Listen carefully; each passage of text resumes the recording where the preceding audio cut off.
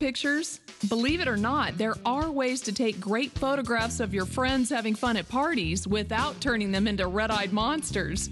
On today's show, I'll show you how to use your camera to make your red-eyed problems disappear, and if all else fails, how to eliminate it using your computer when you get home.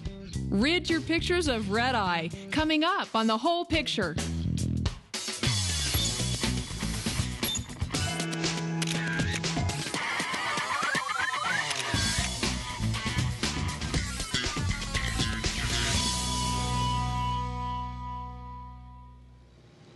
Welcome to The Whole Picture.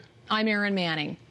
You know, no one really likes it, but I bet you find it in a lot of your photographs. I'm talking about red eye. You know, that irritating effect that occurs when you take pictures of your friends and they all look like vampires with glowing red eyes. Well, red eye often occurs in low light situations. That's because your pupils have to open up and dilate to adjust to the darker light. Now think about all the pictures you've taken at parties, say of your child's play or a nighttime football game. These are all great examples of low light shooting conditions. And whenever you use your on-camera flash, red eye's bound to happen. Now, point-and-shoot cameras are especially susceptible to this red eye because the flash is located so close to the lens. So if you're to take a picture like this, the flash is going to bounce right off the back of your subject's retina and create that horrible red glow. Now, digital cameras are getting better and better, and they often provide functions that will help reduce that red eye.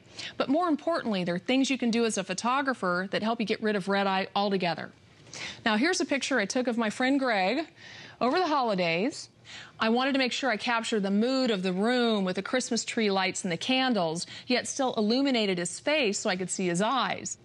So I used my point-and-shoot camera, and with a little diffusion filter over the flash, I experimented, and I think it turned out pretty well. Well, today, I'm going to show you how to take great party photographs without making your friends look like sci-fi characters. I'll show you how to eliminate that red eye and deal with low-light situations. Today, I'm joining one of my students, Rachel Stowers. Hi. And she's going to be bringing me to one of her friends' birthday dinner parties.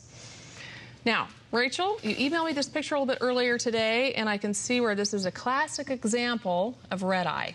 It's a great picture. They all smile great and they look beautiful, but the red eye just ruined it. You're right. Yeah, they have great energy. They're beautiful girls, but that red eye is really distracting. Yeah. Well, typically you would just bring up the lights, but it's not always so practical in a party situation. No, and it'd probably ruin the party. Well, don't worry. Today I'll teach you some techniques that will help you eliminate all that red eye at all of your parties. Okay, thank you. So first, I'll start by showing you that red eye reduction feature on your camera.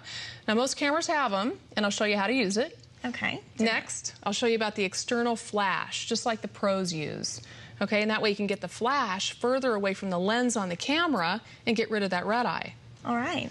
Then I'll show you how to use the flash and manipulate it so you're not shooting it directly into your friend's eyes. You're going to be bouncing it. We call that bounce flash.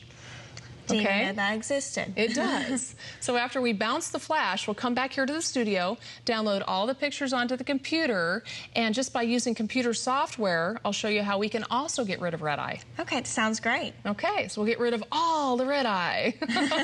Ready to head out to the party? Are you ready to head out to the party? I think so, but first, let me show you a little bit about the external flash. Okay, this is it. Wow. It's adjustable, so we can point the light pretty much any direction. And this is a bracket, because most point-and-shoot cameras don't have what's called a hot shoe. That's what this flash would typically connect to. So we're going to use this extender here and attach it that way. This flash will adjust all sorts of directions, and we also have the sensor here in the front, and that's what detects the flash from your camera. Wow, that's really cool. Okay, it is. So we're going to bring this, grab your camera, all right, and let's head out. Okay. Up next, we'll put on our party clothes and get ready to not paint the town red. I'll show you how to get the red out of your party pictures, and your friends will see a flashier side of you. Coming up on The Whole Picture.